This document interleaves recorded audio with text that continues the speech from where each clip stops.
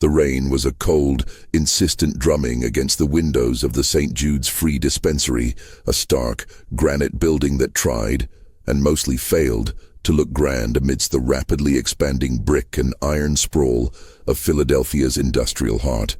Inside, the air was thick with the predictable smells of sickness. But lately Florence Hayes, the head nurse, had begun to notice something else. A sickeningly sweet odor, transient and unnerving, like decaying almonds mixed with cheap cologne. Florence moved through the men's ward with the quiet efficiency of someone who had seen too much human suffering to be easily surprised, yet she was troubled. She paused by the bed of Mr. Thomas O'Malley, a frail, middle-aged dock worker who had been admitted a week prior with what Dr. Elias Thorne had confidently diagnosed as a severe case of gastric fever. O'Malley was shivering beneath a heavy wool blanket, his skin a disturbing shade of gray, clammy to the touch. "How do you feel this morning, Mr. O'Malley?" Florence asked, her voice low and steady, concealing the knot of anxiety in her stomach. O'Malley's eyes, normally bright despite his poverty, were dull and sunken. He tried to speak, but a racking cough seized him, turning his face crimson. "Worse, Nurse Hayes.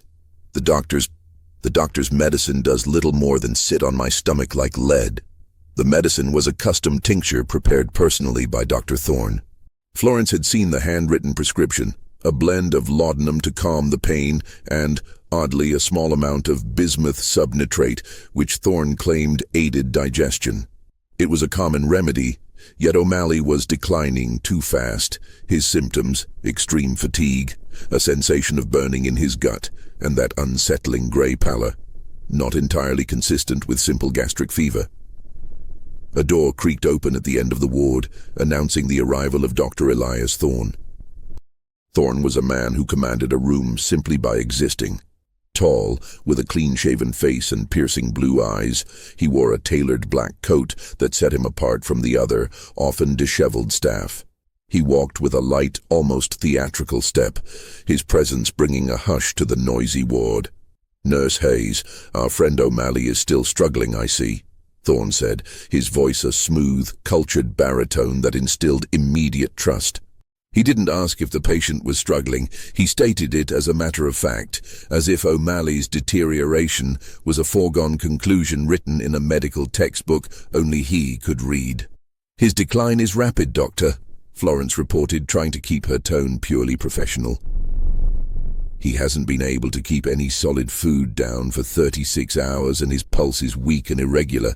I've increased the broth servings, but—" Thorne waved a dismissive hand, a faint, almost imperceptible smile playing on his lips.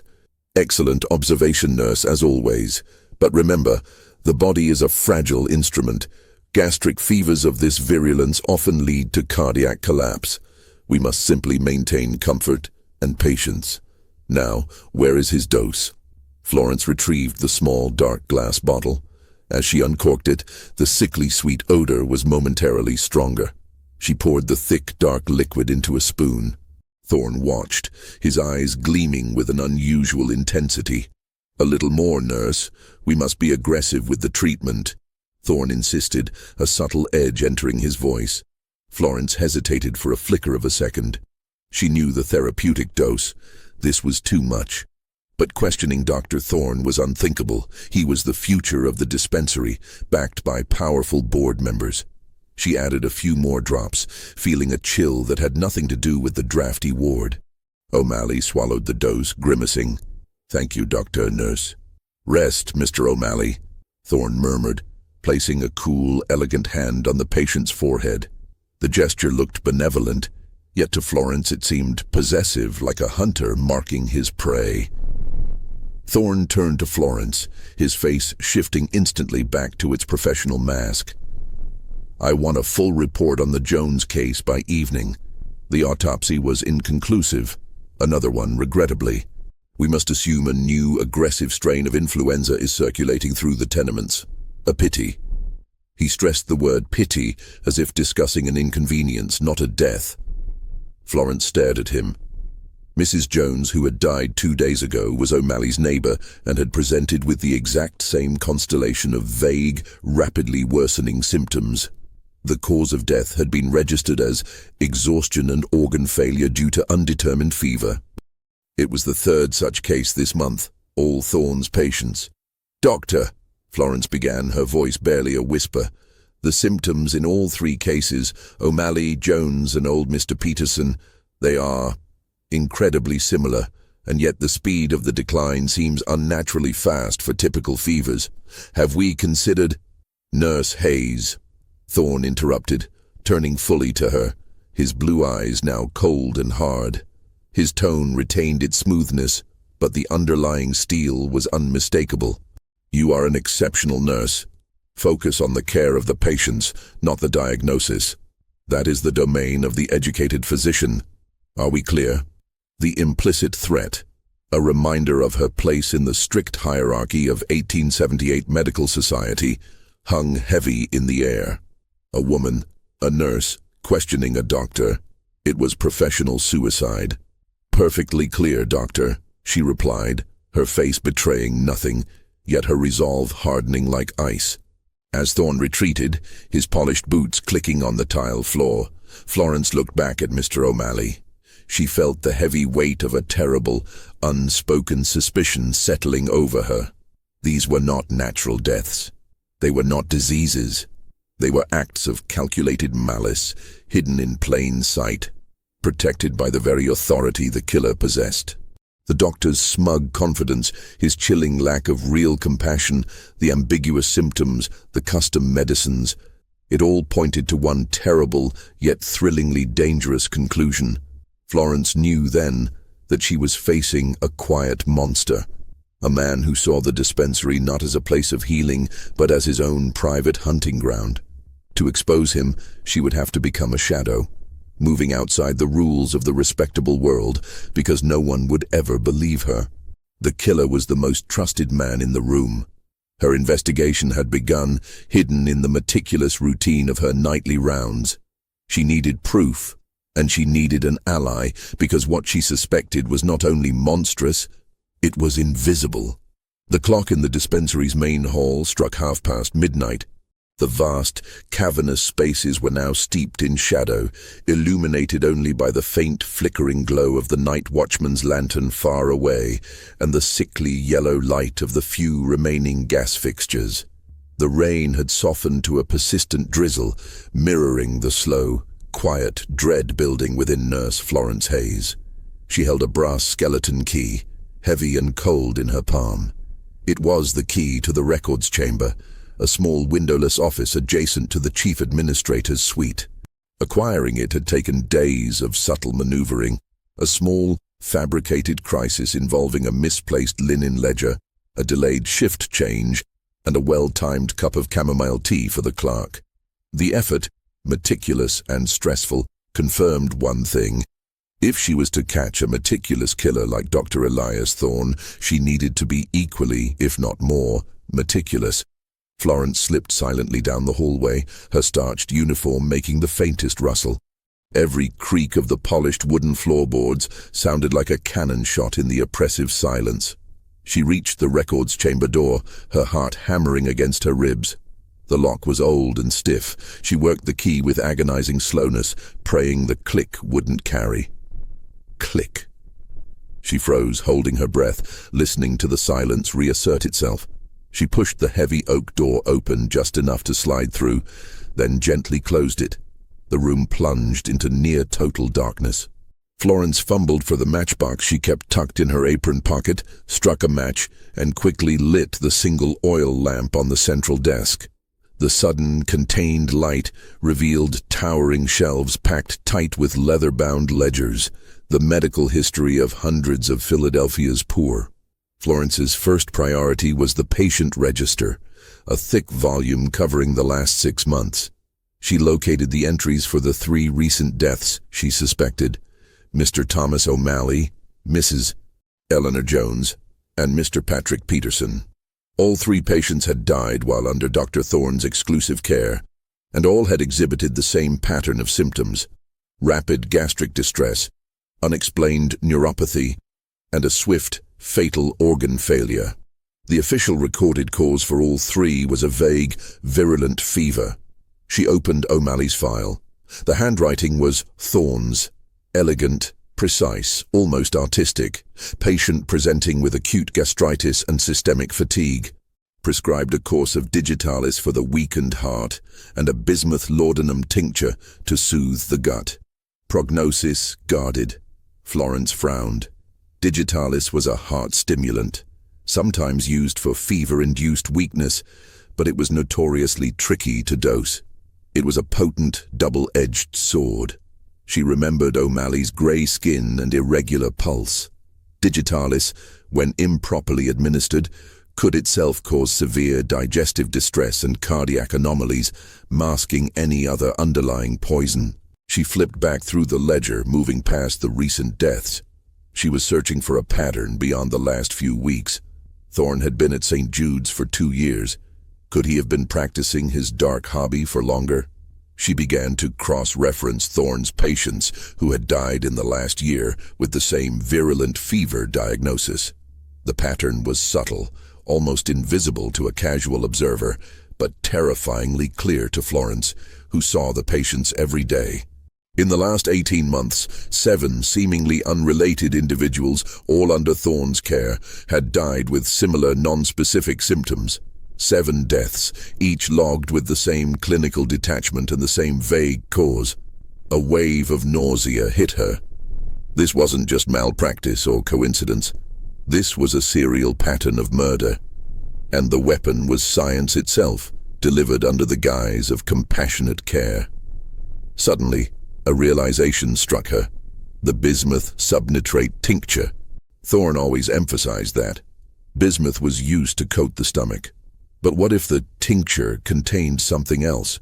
Something that mimicked gastric fever but was much, much more sinister. The thought of arsenic or strychnine crossed her mind, but those usually resulted in more violent and immediate symptoms. Thorne's victims died slowly, subtly, wasting away over a week or 2. He was a man who enjoyed the slow-motion collapse. She remembered the sickly sweet odor she had detected near O'Malley, the scent of almonds and cologne. It was a fleeting, almost imaginary scent, but it brought her mind to a less common, more difficult to detect poison: cyanide. But a large dose of cyanide was quick. Thorne's method was slow, unless he was using a derivative of a compound, perhaps potassium cyanide, but administered in minute, accumulating doses, masked by the strong flavors of laudanum and bismuth. A steady, barely lethal titration, designed to look like the body was simply losing its battle against a relentless disease. Florence quickly copied the details of the 7 suspicious deaths. Names, dates, symptoms, and Thorne's exact prescriptions onto a folded sheet of thin paper. This evidence was too crucial to leave only in her memory. She then moved to the locked medical supply cabinet kept in the corner, where controlled substances were stored. Thorne had the only key, but Florence had a set of master lockpicks, a skill she had learned from her watchmaker father, a man who valued precision and secrecy. Working with nervous haste, she focused on the lock. Her hands, usually steady for drawing blood or stitching wounds, trembled slightly. Click, click. The tumbler gave way. Inside, among the rows of labeled glass bottles, she found Thorne's personal stock, labeled simply, Therapeutic Additive, Dr. E. Thorne. The bottle was stoppered and unmarked as to its contents. The liquid inside was clear. She took a small, sterile vial from her pocket and, using a tiny glass pipette from her kit, extracted a small sample of the liquid. It was risky, an act of theft and criminal investigation, but necessary. This vial, hidden deep in her trunk in her boarding house, would be the only true physical evidence she possessed. Suddenly, a sound, a distinct measured footfall outside the door. Someone was coming down the hall, their steps slow and deliberate, not the quick, shuffling gait of the night watchman. Florence's blood ran cold. She extinguished the lamp immediately, plunging the room into total blackness, and pressed herself against the cold wall behind the coat rack. She held the small vial and the copied notes tightly. The footsteps paused right outside the door. She could hear the distinct sound of a heavy key ring rattling. Thorne. He often returned late, claiming to check on critical patients. Was he checking on his critical patients, or was he checking on the safety of his secrets? The footsteps moved past the records chamber, slowing at the next door, Thorne's private consulting office. She heard the key turning, the door opening and then closing with a quiet, decisive thud. Silence. He was just one wall away. If he had seen the faint sliver of light beneath the door, or if he realized the cabinet was unlocked, she was ruined. Worse, she was a witness who knew too much. Florence waited, motionless, for 5 minutes that felt like an hour. When she finally moved, she was careful not to disturb a single ledger, not to leave a single fingerprint. She relocked the supply cabinet, relocked the records chamber, and melted back into the shadows of the main hall, the small vial feeling like a burning coal in her hand. She had the pattern, she had the sample, and she had confirmed the terrifying reality.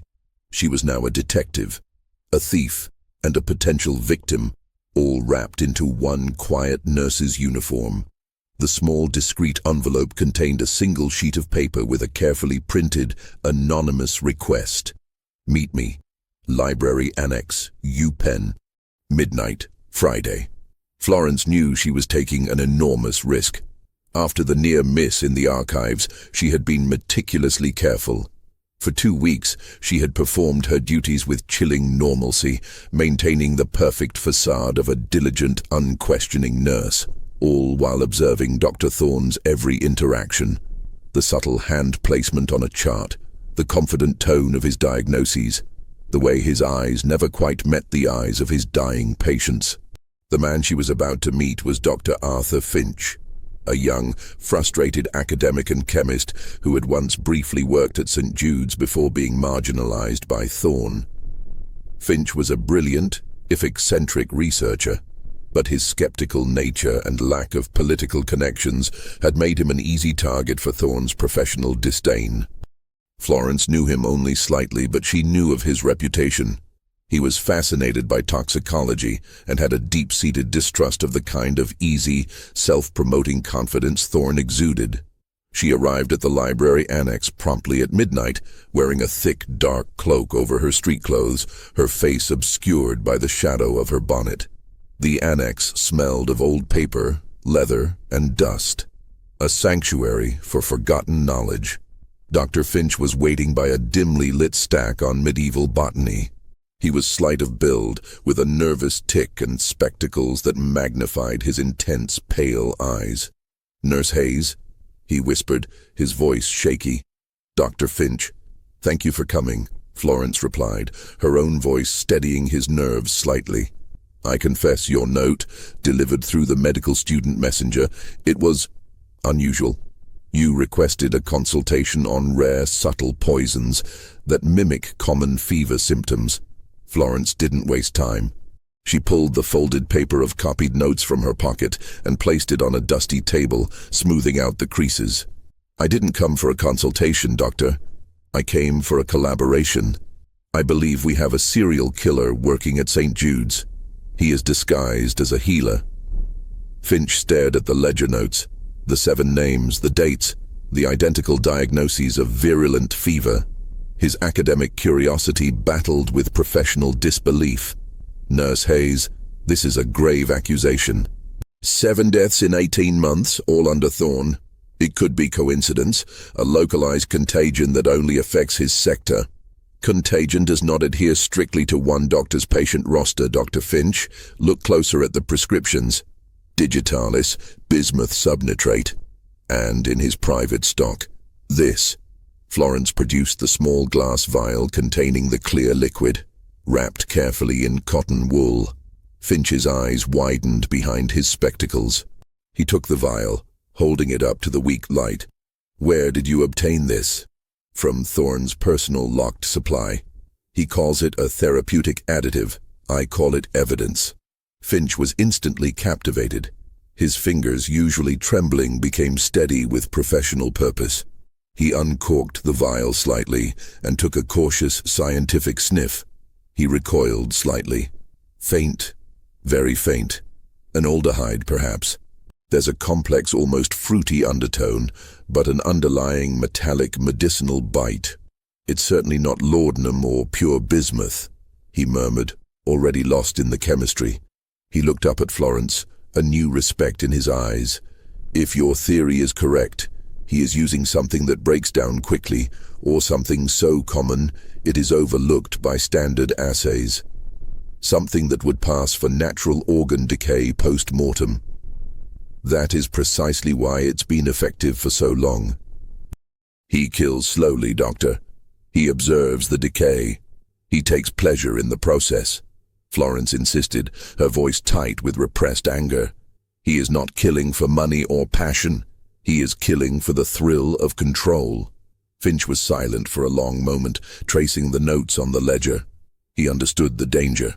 If Thorne, a man of stature, money, and influence, was indeed doing this, exposing him would mean ruin, or worse, for both of them.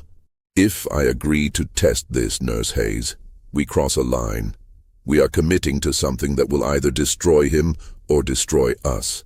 Do you understand the power this man holds in this city? I understand that one more patient will die next week if we don't act. Florence countered, meeting his gaze. He must be stopped. I need you to identify this compound. Can you do it discreetly, with the equipment you have here?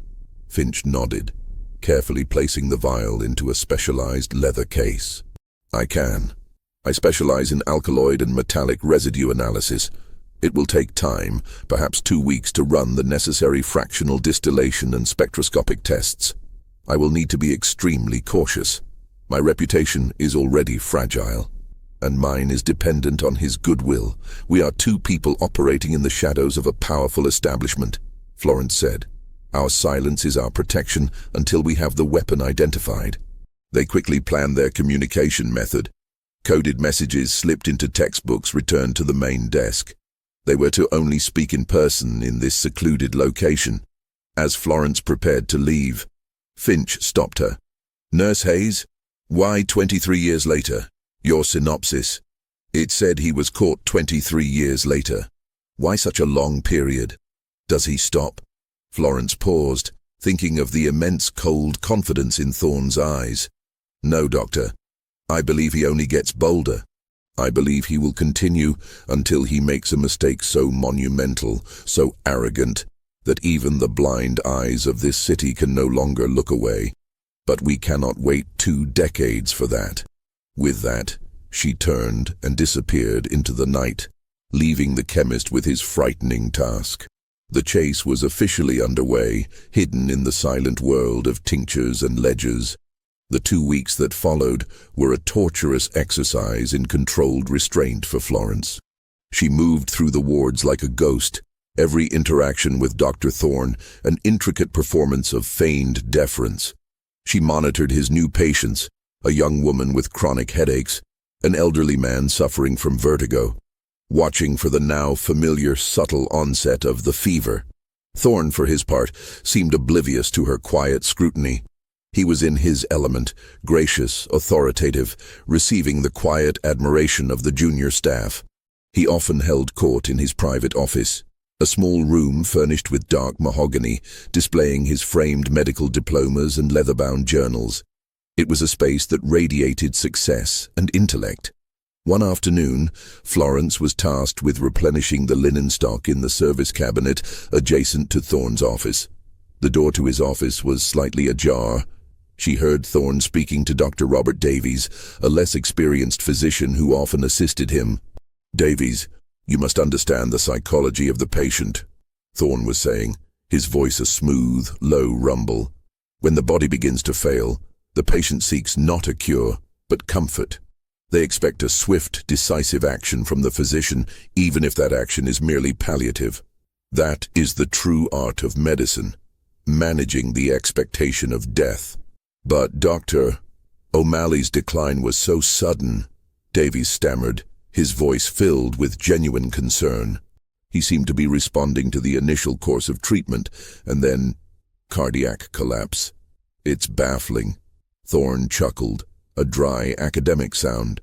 Baffling only to those who lack a complete understanding of the systemic volatility. The fevers in the tenements are aggressive, Davies. They attack the weakest point. We did all we could. The beauty, my dear Robert, is in the certainty of the diagnosis. A vague fever, a sudden collapse. It is a death that satisfies the narrative of the disease and requires no further inquiry. No loose ends. Florence's hands, gripping a stack of folded sheets, were shaking. No loose ends. The phrase was delivered with such chilling, casual arrogance. It felt like a direct admission. Thorne wasn't just hiding his crimes. He was boasting about the cleverness of his method. A few days later, a coded message arrived for Florence in the returned medical texts. The subject is unstable. Meet me. Friday. The urgency in Finch's note was palpable. Something was wrong, or perhaps something was discovered. That Friday night, back in the dusty sanctuary of the UPenn Library Annex, Finch was visibly distressed. He paced the floor, his hands flying nervously to adjust his spectacles. I have results, Nurse Hayes, and they are terrifyingly precise. Finch placed 2 glass slides on the table. I used a fractional distillation process. The therapeutic additive is not cyanide, nor is it a heavy metal like arsenic. It is far more insidious. It is a highly purified compound of an alkaloid found in certain plant life. Which one, Doctor? Florence pressed, her focus absolute. It's aconitine. Specifically a meticulously refined, concentrated solution of it. Aconitine, or monkshood, is known for its ability to mimic heart failure and gastrointestinal illness. The initial symptoms are burning in the mouth and throat, vomiting, and then progressive muscle weakness leading to respiratory and cardiac arrest. It is the perfect poison, as it leaves almost no trace that 19th century autopsies can detect. Aconitine, the devil's helmet, a poison used historically, but now rare, requiring specialized knowledge to refine and dose. But the amount in the vial, is it enough to kill? Florence asked. No, that's the genius of it and the danger of our position, Finch explained, running a hand through his hair. The sample you took is highly concentrated. He adds tiny, precise, sublethal doses to the daily medication day after day. He is essentially manufacturing a slow-acting cumulative poison, where each dose contributes to the final, fatal cardiac collapse. It appears to the observer as a natural disease progression, a fight the patient simply lost. And it smells faintly sweet, like the almonds I noticed, Florence realized, remembering O'Malley's bedside. Yes, the early stages of aconitine breakdown can produce volatile compounds. Thorne knows precisely how to mask it with laudanum and bismuth. He is not just a doctor, he is a clinical poisoner, Finch concluded, and I have reason to believe he is planning his next observation. What reason? Finch lowered his voice even further. I cross-referenced his recent orders to the dispensary supply house. Yesterday, he placed a large order for a specific imported Indian spice, ostensibly for his own personal use, a powerful flavoring agent. He is using it to mask the bitterness of the aconitine. And I saw the patient list. He has just admitted a new victim, Mr. Wallace Thompson, a wealthy merchant who recently had a disagreement with the hospital board. Thompson is stable, but Thorne has him designated for a minor surgical procedure and post-operative monitoring. A wealthy patient? This was a dangerous escalation. Thorne was moving from disposable victims, the poor of the dispensary, to someone with connections. His arrogance was growing. We have the poison identified, Doctor, but a tiny vial of pure aconitine is not enough to convince a judge, let alone the hospital board, that their golden boy is a murderer, Florence said, her mind racing. We need the evidence of delivery. The only way to prove delivery is to catch him in the act or test the actual medicine he administers, Finch pointed out.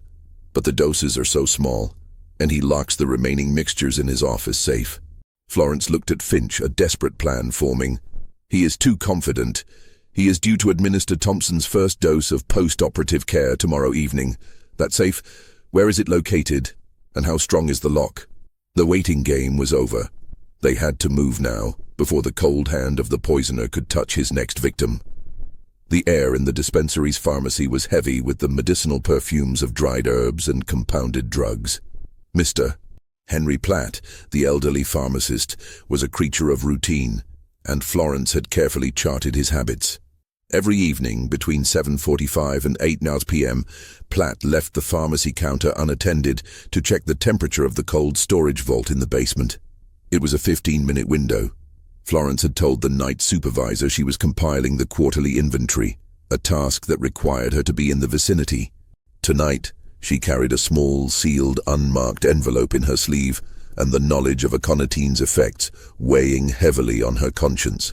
At 7:47 p.m., Florence saw Platt descend the steep wooden stairs. The pharmacy was hers. She walked quickly behind the counter, her eyes fixed on the small wooden shelf where Dr. Thorne kept his current prescriptions awaiting administration. There it was, a dark blue bottle, clearly labeled Thompson W. Post-Op Tonic, Dr. E. Thorne. She didn't dare open it. The smell alone could betray her. Instead, she performed the unseen exchange. From the envelope in her sleeve, she produced an identical dark blue bottle. This bottle contained a placebo concocted by Dr. Finch, a precise mixture of heavily flavored licorice and a mild digestive aid, a tonic that would taste and feel exactly like Thorne's prescription, but without the poison. The seal and label were replicated perfectly, down to the slight smudge of ink. Florence swapped the bottles with the lightning speed born of intense practice, placing the poisoner's bottle into her sleeve and setting the harmless placebo back on the shelf. The whole exchange took less than 20 seconds. She then moved back to the inventory clipboard, her heart pounding a frantic rhythm against her ribs. Just as she marked the last item on the ledger, the pharmacy door swung open. Dr. Thorne walked in, impeccably dressed as always, but with a slight flush on his cheeks that Florence recognized as excitement. "Ah, Nurse Hayes, working late as usual," Thorne said, his eyes sweeping over her. "Just finishing the inventory, Doctor. A few discrepancies in the Digitalis stock," she lied easily, her voice steady. Thorne approached the counter, his smile predatory. "Digitalis, is it? An unpredictable drug, that one. It reminds the physician that the human machine is ultimately flawed, subject to sudden, decisive failure. A wonderful lesson in humility, wouldn't you say?" He paused, letting the statement hang in the air, his gaze fixed on her. Florence held his gaze, her expression neutral. She felt a shiver run down her spine. Was he toying with her? Did he know she was searching? "I believe the human body is remarkably resilient, Doctor, but no machine can run forever without maintenance," she replied, her words carefully chosen. Thorne's smile broadened and he gave a short, sharp laugh. "A philosopher, are we? Perhaps you should apply to medical school, nurse, though you would find the true nature of man far less inspiring than the poetry of resilience." He dismissed her with a wave of his hand and reached for the Thompson bottle. He picked up the placebo, inspected the label with his characteristic fastidious attention, and nodded, satisfied. "I shall administer this now," he stated. "Thompson is recovering nicely from his small incision, but his anxiety is high. A strong tonic will settle him." Florence watched him leave, the real poison secured in her sleeve, the false medicine in his hand. The trap was set. The next morning, Florence met Finch at their designated spot. She handed him the original bottle. He administered the placebo. "Thompson is restless but otherwise stable. You have 24 hours to prove that his original mixture is pure aconitine," Florence stated. Finch's face was grim. "This is the final test. If I can confirm the compound and the concentration, we have enough for a warrant. But a warrant in this city for a man like Thorne, we must be indisputable." "I know," Florence agreed, "but we have bought Thompson time. Now, we wait." The suspense was almost unbearable. They had taken the risk. They had performed the exchange. If Thompson improved, which he should, since he was only recovering from a small operation, Thorne's confidence would only skyrocket. If Finch proved the poison, they could save Thompson's life and expose the murderer. But what if Thorne was smarter? What if he suspected the switch? That evening, as Florence conducted her rounds, she passed Thompson's private room. She saw Thorne standing by the bed, his back to the door, a look of profound dissatisfaction on his face. Thompson, the patient, was sitting up, complaining only of boredom and a slight residual ache, not the agonizing gastric burning and numbness the poisoned patients experienced. Thorne turned sharply, catching sight of Florence. His expression hardened into a look of focused, cold suspicion that pierced her facade of calm. "Nurse Hayes," Thorne said, his voice dangerously low. "Mr. Thompson is surprisingly robust. His recovery is abnormal. I find the efficacy of this tonic to be utterly inadequate. I shall be withdrawing it and compounding a new, more potent treatment immediately." His eyes held hers, a silent, electric accusation passing between them. He hadn't just noticed the failure of the poison. He noticed the abnormality of the cure. He sensed the meddling. The switch was not just a delay. It was a declaration of war.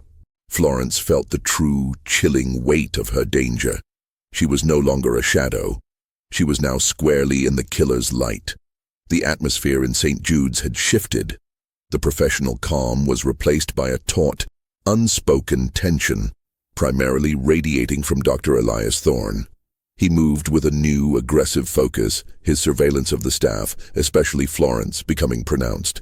Every time Florence passed him, she felt the pressure of his calculated stare, measuring her, searching for the crack in her composure. Florence received her final frantic communication from Dr. Arthur Finch. Conclusively aconitine. Lethal dose confirmed. Meet tonight for transfer. Midnight. They had done it. They had the evidence. Now, Florence had to survive the next 12 hours. Thorne did not waste time. He withdrew the placebo tonic from Thompson's care and, true to his word, quickly compounded a new mixture. He had also subtly increased the frequency of his personal rounds, particularly at night, when the wards were quiet and the opportunity for unseen maintenance was greatest. In the late afternoon, Thorne called Florence into his office. The door was closed, the gaslight low. He sat behind his desk, leaning back, the picture of composed authority. "Nurse Hayes, let us dispense with the pretenses," Thorne began, his tone calm, utterly devoid of emotion. "Mr. Thompson's rapid recovery is an anomaly. The tonic I ordered was highly effective in previous cases involving far less robust patients. I find it difficult to reconcile this discrepancy. Patients respond differently to medication, doctor. Perhaps Mr. Thompson's constitution is simply stronger than anticipated," Florence offered, her hands clasped tightly behind her back. "Nonsense. The human body, at a certain stage of decline, is predictable," Thorne corrected her, his voice rising slightly. "I suspect foul play. Perhaps you have noticed an unauthorized individual accessing the prescription stock. Someone with a vested interest in my failures?" He was directly accusing her, testing her resolve. He knew she had interfered. "I only monitor the patients entrusted to my care, doctor. I trust the expertise of the physician who provides the medication," Florence countered, injecting a note of injured pride into her voice. Thorne steepled his fingers, staring into her eyes. "Ah, yes, trust. A rare commodity in this city, nurse. Tell me, do you consider Dr. Arthur Finch to be trustworthy? He was once a chemist here, until his peculiar obsession with exotic compounds, poisons mostly, forced his removal. He was often found loitering in the pharmacy area. The mention of Finch's name was the final confirmation. Thorne knew. He had not only suspected the swap, he had identified her sole accomplice. The killer had been watching them both. "I have no dealings with Dr. Finch, doctor," Florence lied, her voice an unwavering monotone. Thorne smiled, a cold, empty expression that did not reach his eyes. Good, because a partnership built on slander and amateur investigation would be most unfortunate. It would reflect poorly on the entire dispensary, wouldn't it? Perhaps even lead to a loss of license for any nurse involved. He leaned forward. "You are dismissed, nurse. But understand this. There are no secrets in this hospital that I do not know." Florence left the office, trembling slightly, but internally resolved. Thorne had tried to intimidate her. It had only fueled her determination. That evening, Florence learned that Thorne was scheduled to administer the first dose of his new potent treatment to Thompson just after 10 p.m. She knew this dose would contain an even higher, faster-acting concentration of aconitine to ensure Thompson's immediate and silent demise. She also knew that Thorne would be returning to his office later to secure the original poisoned bottle that Finch was analyzing. He would realize that Finch's knowledge made the bottle a loose end. Thorne would try to recover and destroy it before the police could ever link it to him. Florence had to make a decision: meet Finch at midnight to secure the evidence, or try to intercept the dose at 10 p.m. She had to save Thompson. At 9:30 p.m. she was in the second-floor linen closet, a dark, dusty space near Thompson's room. She heard the familiar click of Thorne's polished boots approaching.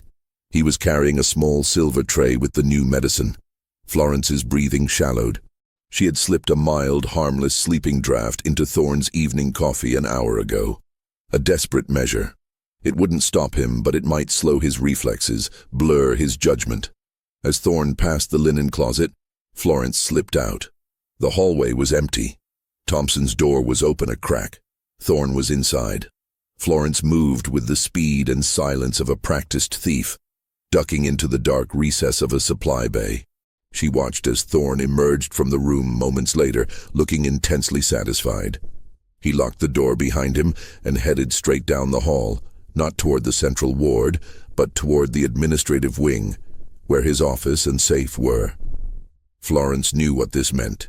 He had administered the poison and was now going to retrieve the original aconitine vial from his safe, perhaps even the placebo bottle he had left in his office. Anything that could link him to the compound. He was clearing his tracks. She hesitated, her feet rooted to the spot. Thompson was poisoned and dying. But the evidence, the analyzed bottle in Finch's hands, was the only way to stop him forever. She had to trust Finch would wait for her.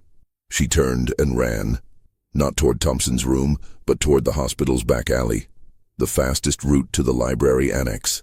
Her mission had changed from saving one life to ensuring justice for 8. The city air was raw and biting, carrying the stench of the river and wet coal. Florence ran through the alley, her feet slipping on the slick cobblestones. Every shadow seemed to move, every sound was a threat. She knew Thorne would soon realize she was missing and connect her absence to Finch. She burst out of the alley onto a quieter street and made her way quickly to the back entrance of the library annex. She found Dr. Finch waiting for her, shivering beneath a massive stone archway, clutching a small, heavy wooden box. "Florence, you're late." "I thought he had caught you," Finch whispered frantically, dropping all formality. "He administered the second dose to Thompson. He knows I swapped the first, and he suspects you. He went back to his office to destroy the original supply." Florence gasped, out of breath. Finch pushed the wooden box into her hands. It was the size of a small shoebox and surprisingly heavy. "The original bottle is inside, along with my full signed scientific report. The fractional distillation, the spectroscopy, the confirmation of a lethal aconitine concentration.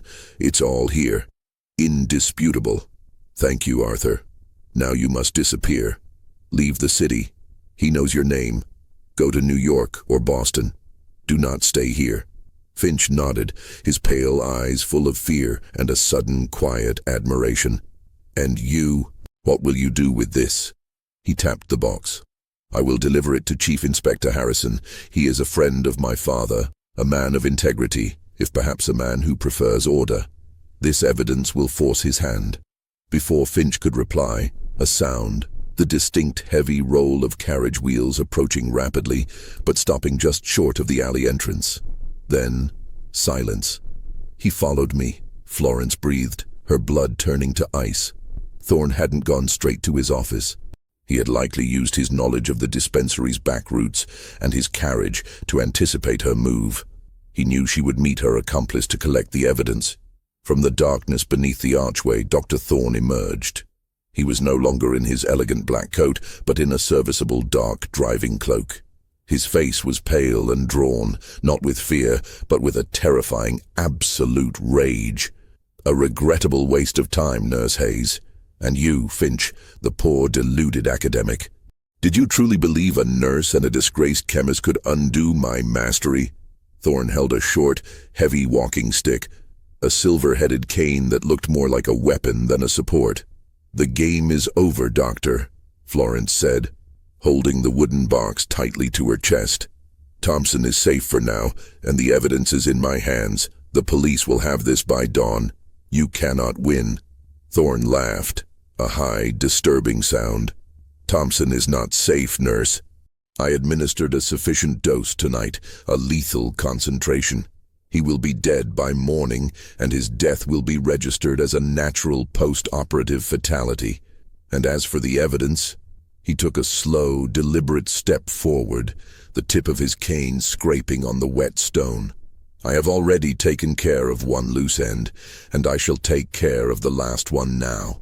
What have you done? Finch cried, his voice breaking. Thorne turned his cold gaze onto Finch. I visited your laboratory an hour ago, Finch, while you were waiting here in the cold. I found your notebook, detailing your masterful analysis. I found your samples. I ensured that all that remains of your work is ash. And I left a note, signed in your hand, detailing your confession to the entire series of poisonings. A pathetic, jealous attempt to frame a superior colleague. Finch swayed, his face white with horror. Thorne had not just destroyed the evidence, he had manufactured an enemy's confession, ensuring that if they failed, Finch would take the fall for all 8 murders. You are a monster, Florence spat out, pushing Finch behind her. I am a realist, Florence. You see, the poor dock workers, the tenement mothers, they were practice. They were experiments in control. Thompson was the first act of true artistry. Now the only thing that stands between me and the continuance of my work is that small wooden box. Thorne lunged forward, his cane whistling through the air. Florence pushed Finch hard against the wall, taking the brunt of the impact as the cane grazed her shoulder. The pain was immediate and searing. Finch, terrified, scrambled away, darting out of the archway and into the street, vanishing into the darkness. Running, is he? Thorne muttered, adjusting his grip on the cane, his eyes narrowed on Florence. Sensible. He will be found later, perhaps by the river, with my conveniently planted note. You, however, will be less fortunate. He advanced again. Florence, remembering her father's lessons, didn't fight the attack. She sidestepped it, using her body weight to shove a heavy, rusted metal barrel into Thorne's path. The doctor stumbled, the distraction giving Florence the critical second she needed. She ran, not away but back towards the dispensary.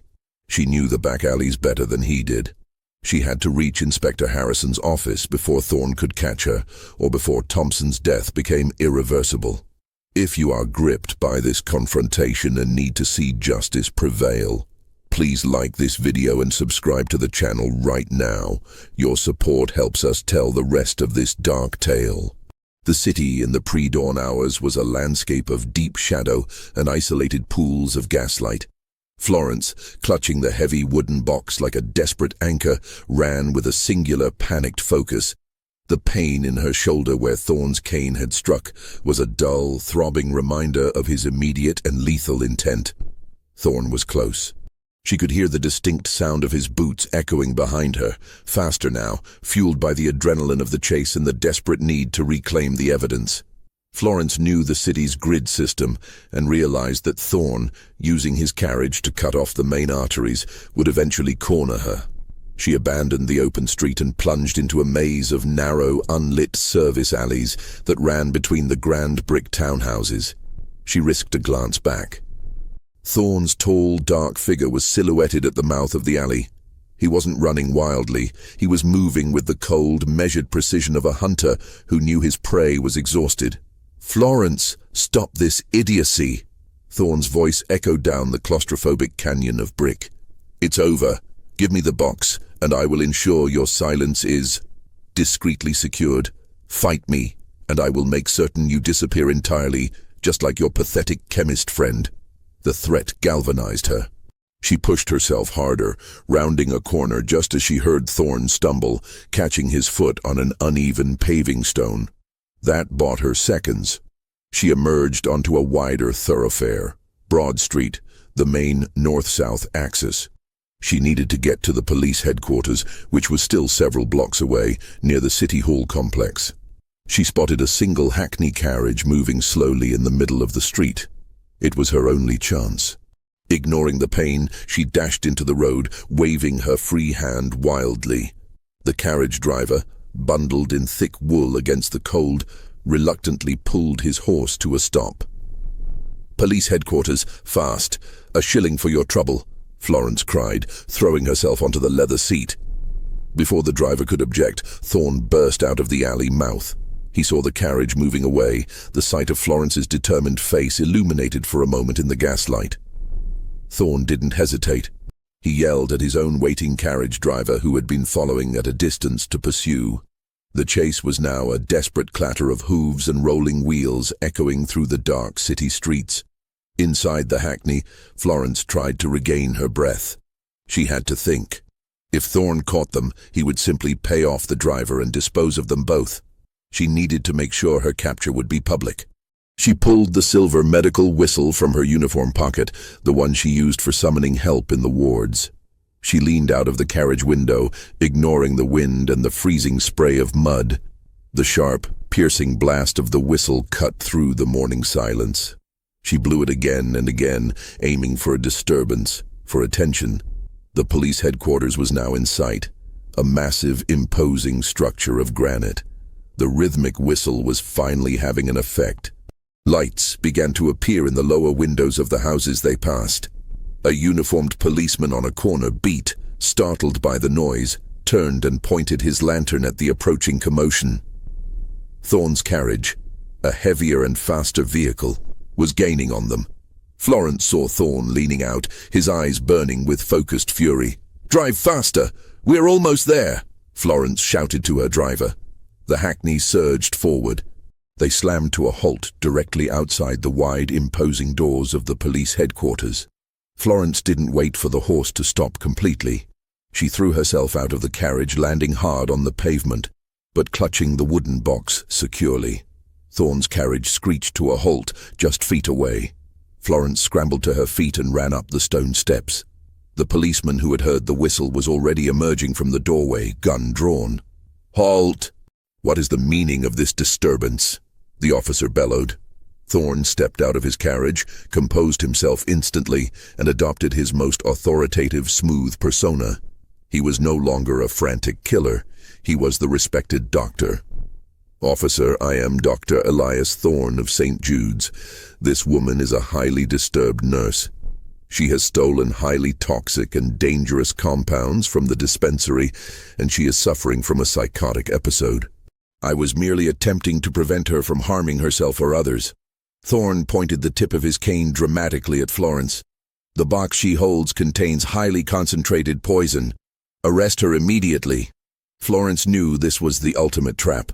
The killer was using his authority to frame his accuser in the final moments. "Officer, I am Nurse Florence Hayes. He is a murderer. He has poisoned 8 patients with aconitine. This box contains the scientific proof of his crimes. Take me to Chief Inspector Harrison now." The officer was bewildered, a respected doctor accusing a frantic nurse of theft and madness. "Drop the box, nurse. Come forward slowly," the officer commanded, aiming his gun at Florence. Florence stood her ground on the top step, inches from the door. She knew if she dropped the box, Thorn would instantly snatch it and vanish. "I will not drop it.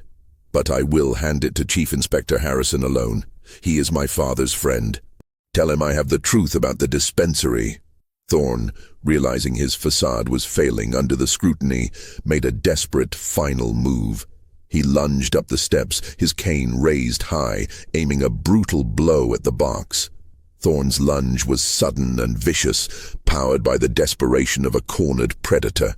The silver head of his cane was aimed not at Florence, but at the wooden box she held, the fragile container of the truth.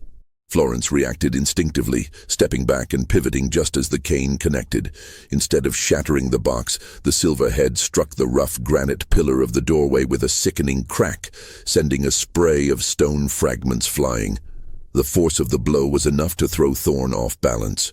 Before Thorne could recover, the outer doors of the headquarters swung open, and Chief Inspector Harrison himself stepped out, drawn by the commotion and the repeated shrill of the whistle. He was a powerfully built man, his face rugged and severe beneath his helmet. "What in the blazes is going on here?"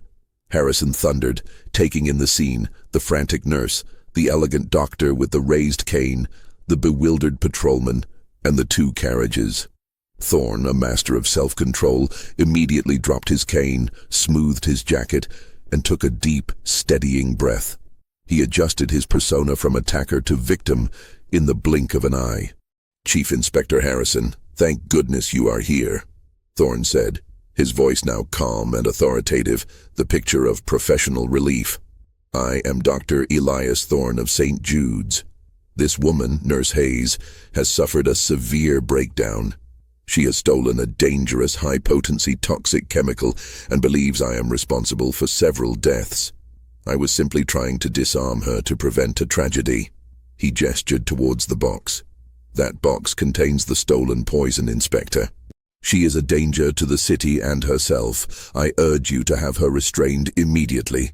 Florence took a shaky step forward, placing herself in the light. Her uniform was torn at the shoulder, her face streaked with sweat and mud, but her eyes were clear and utterly resolute. "Inspector Harrison," Florence said, ignoring Thorne completely, using the formal tone of respect she knew would command his attention. "This man is lying. He is a serial poisoner who murdered 8 of his own patients. The latest is Mr. Wallace Thompson, who he poisoned less than 3 hours ago." She held the box out to Harrison, not releasing it. "This box does not contain poison. It contains the proof of his crime, the original tonic bottle, still containing the lethal aconitine he prepared, and a full, signed analysis by a reputable chemist. The poison is aconitine, a cumulative heart killer that mimics fever." Harrison's stern gaze moved from the distressed, muddy nurse to the impeccably composed but unnaturally pale doctor. He knew Florence's father. He knew the quality of her reputation. "Nurse Hayes, hand me the box," Harrison commanded, his voice neutral. Florence's hands trembled, but she finally released her grip, placing the heavy wooden box directly into the inspector's hands. Thorne saw his opportunity slipping away. He attempted a final maneuver of intimidation. "Inspector, I warn you, the chemist she speaks of, Arthur Finch, is known to be an unstable eccentric with a grudge. This analysis is worthless slander. This woman is acting on a delusional fantasy." Harrison ignored Thorne, his attention fixed on the box. He took a key from his belt and opened the box. He saw the dark bottle secured in cotton and the dense bound pages of the report signed by Dr. Arthur Finch.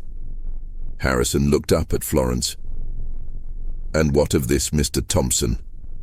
Where is he now?" "He is in his private room at St. Jude's. Thorne administered a high dose at 10 p.m.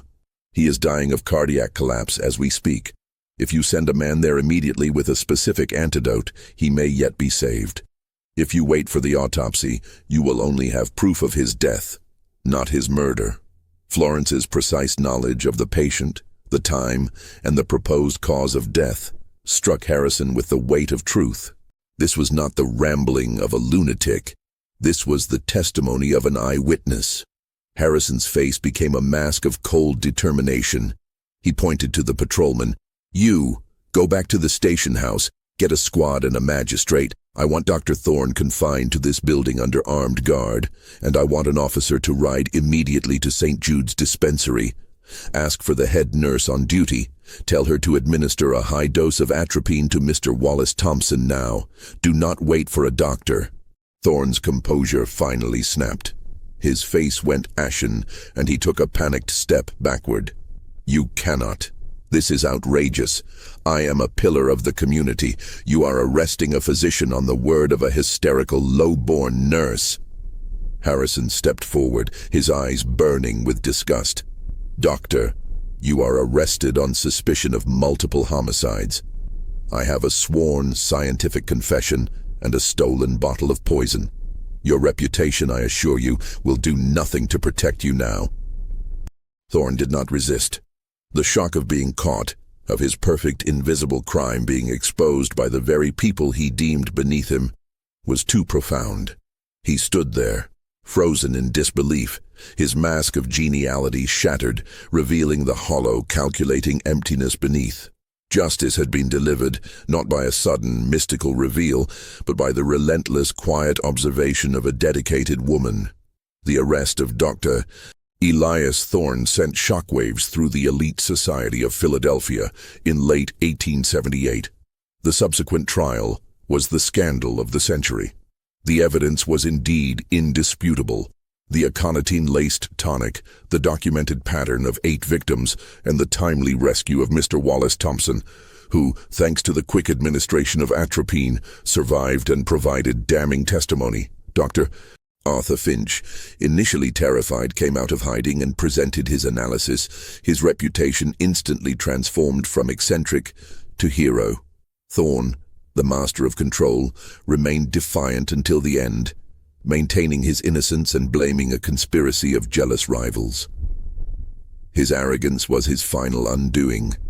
He was convicted and sentenced to life imprisonment in the state penitentiary, where he would remain for 23 years until his death from a sudden, unexplained fever in 1901.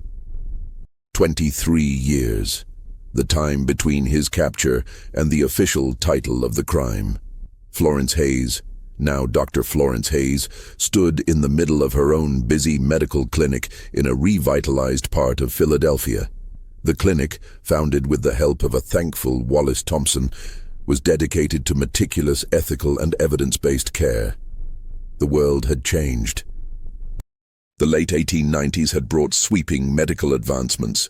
The widespread adoption of germ theory, better sanitation, and rigorous standards for toxicology.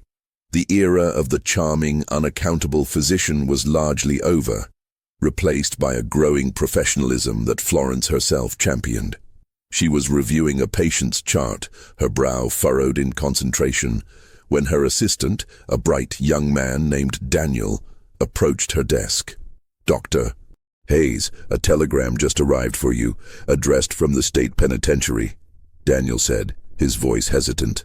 Florence took the telegram. She knew what it would say. Thorne had been ailing for months. She unfolded the paper. It was brief and formal. Elias Thorne, 1878. Case, deceased. Cause of death, undetermined fever.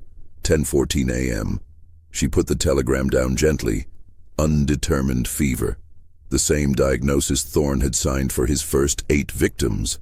A faint, almost imperceptible smile touched her lips.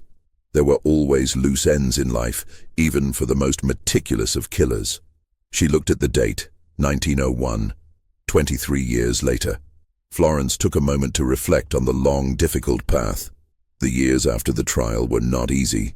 She faced ridicule, distrust from the old guard, and a constant, heavy public scrutiny. But she had persevered, driven by the faces of the victims and the support of allies like Finch and Thompson. She had even managed to find and reunite with Dr. Finch, who became a respected consulting toxicologist. Her gaze fell on a small, framed photo on her desk, a slightly blurry image of her, Finch, and a very grateful Mr. Thompson, taken shortly after the trial. The bell above the door chimed, and a nurse called out, "Dr. Hayes, Mrs. Delmonico is here for her consultation." Florence Hayes, a woman who had once defied a powerful killer with nothing more than her intelligence and dedication, squared her shoulders. She had faced the darkness of human nature, and won, not with fantasy or magic, but with realism, courage, and truth. Her story, the story of the killer doctor caught 23 years later, was a testament not to the longevity of evil, but to the enduring strength of human connection and quiet, persistent justice. She walked out of her office and into the bustling clinic, ready for her next patient, ready to use her knowledge to heal, not to harm.